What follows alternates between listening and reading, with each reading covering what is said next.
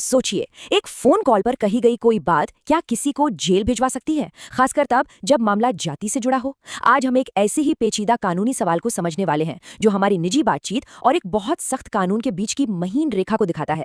तो आज का हमारा सबसे बड़ा सवाल यही है, अगर कोई किसी को एक प्राइवेट फोन कॉल पर जाति के नाम पर अपमानित करता है तो क्या उस पर SC/ST एक्ट लग सकता है। ये सवाल इसलिए भी जरूरी हो जाता है क्योंकि आज के दौर में हमारी ज्यादातर बातें तो प्राइवेट में ही होती हैं, लेकिन कई कानून सार्वजनिक जगहों को ध्यान में रखकर बनाए गए हैं। और इसी सवाल का जवाब हाल ही में कलकत्ता हाईकोर्ट ने दिया है। लेकिन सुनिए, जवाब सीधा हाँ या ना में नहीं था। कोर्ट ने कानून की एक ऐसी बारीक बात सामने रखी जिसने पूरे मामले को एक नया मोड़ दे दिया। चलिए अब सीधे उस केस पर आते हैं जिसने ये पूरा मुद्दा खड़ा किया।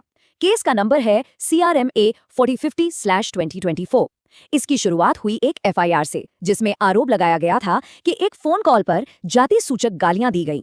तो देखिए, पिटिशनर पर SC/ST एक्ट की दो बहुत गंभीर धाराएं लगाई गईं, सेक्शन 31R और 31S। इनके साथ कुछ और जमानती अपराध भी जोड़े गए थे।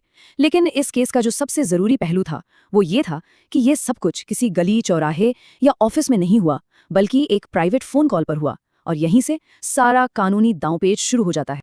अब आगे बढ़ने से पहले ये समझना जरूरी है कि SC/ST एक्ट आखिर है क्या। देखिए, इसका मूल मकसद है अनुसूचित जातियों और जनजातियों के लोगों को अत्याचार और अपमान से बचाना। ये एक बहुत ही मजबूत और विशेष कानून है। अब आते हैं केस के सबसे दिलचस्प हिस्से पर। जो पिटिशनर थे उनका पूरा बचाव किसी गवाह या सबूत पर नहीं, बल्कि कानून की किताब में लिखे सिर्फ कुछ शब्दों पर टिका हुआ था। जी हाँ, सिर्फ कुछ शब्द जो पूरे केस की दिशा बदल सकते थे। और वो शब्द थे सार्वजनिक रूप से किसी भी स्थान पर, यानी in any place with in public view. Petitioner के वकील की दलील एकदम सीधी थी। ये कानून तब लागू होता है जब अपमान सबके सामने पब्लिक व्यू में किया गया हो। एक प्राइवेट फोन कॉल जिसमें सिर्फ दो लोग बात कर रहे हैं, वो भला पब्लिक कैसे हो सकता है। तो अब कोर्ट में दो तर्क आमने सामने थे।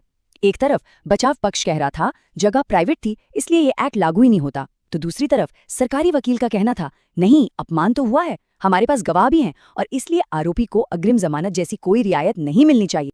अब सारी नजरें जस्टिस J सेनगुप्ता पर थीं। उन्हें यह तय करना था कि कानून में लिखे शब्दों को जस का तस पढ़ा जाए या फिर कानून की भावना को ज्यादा महत्व दिया जाए। कोर्ट ने माना कि ये वाकई एक अजीब तथ्यात्मक स्थिति है। जस्टिस सेनगुप्ता ने गौर किया कि चलिए एक पल के लिए मान भी लेते हैं कि आरोप 100% सच हैं, तब भी हम इस तथ्य को नजरअंदाज नहीं कर सकते कि ये सब एक प्राइवेट फोन कॉल पर हुआ, ना कि किसी सार्वजनिक जगह पर। और बस इसी एक बिंदु पर आकर कोर्ट ने अपना पहला और सबसे बड़ा निष्कर्ष निकाला। कोर्ट ने कहा कि SC/ST एक्ट की इन धाराओं को लागू करने के लिए जो सबसे पहली और जरूरी शर्त है, यानी अपराध का पब्लिक व्यू में होना, वही इस केस में पूरी नहीं हो रही है। लेकिन रुकिए, कहानी यहीं खत्म नहीं हुई। कोर्ट ने सिर्फ इतना कहकर मामला खत्म नहीं कर दिया। उनका फैसला काफी सोचा समझा था और इसके दो अहम हिस्से थे। तो कोर्ट का फाइनल ऑर्डर क्या था, आइए इसे एक एक करके समझते हैं। सबसे पहले कोर्ट ने साफ किया कि पहली नजर में इस मामले पर SC/ST एक्ट की ये धाराएं लागू नहीं होती। इसका सीधा मतलब ये हुआ कि इस एक्ट के तहत अग्रिम जमानत पर जो रोक है वो भी इस केस में हट गई। लेकिन कोर्ट ने केस को खारिज नहीं किया। उन्होंने पिटिशनर को आदेश दिया कि वो 4 हफ्तों के अंदर संबंधित कोर्ट में सरेंडर करें और रेगुलर बेल के लिए अर्जी दें, और आखिर में इन 4 हफ्तों के लिए उन्हें गिरफ्तारी से सुरक्षा भी दे दी। तो एक तरह से राहत भी दी और कानूनी प्रक्रिया का पालन करने का निर्देश भी। तो इस एक केस से आगे बढ़कर इस फैसले का असली मतलब क्या है, आखिर ये हमारे लिए इतना महत्वपूर्ण क्यों है। देखिए, इस पूरे मामले से सबसे बड़ी सीख ये मिलती है कि ये फैसला SC/ST एक्ट के मकसद यानी भेदभाव को रोकना और उसमें लिखे शब्दों यानी सार्वजनिक रूप से के बीच के अंतर को साफ करता है। ये हमें बताता है कि कानून में लिखा एक एक शब्द कितना मायने रखता है, खासकर तब जब किसी की आजादी दांव पर लगी हो। और आखिर में ये फैसला हम सबके सामने एक बहुत बड़ा सवाल छोड़कर जाता है। आज के डिजिटल युग में जहां हमारी ज्यादातर बातें व्हाट्सएप, मैसेजेस और प्राइवेट कॉल्स पर होती हैं, वहां वो कानून कैसे काम करेंगे जो सार्वजनिक स्थानों को ध्यान में रखकर बनाए गए थे।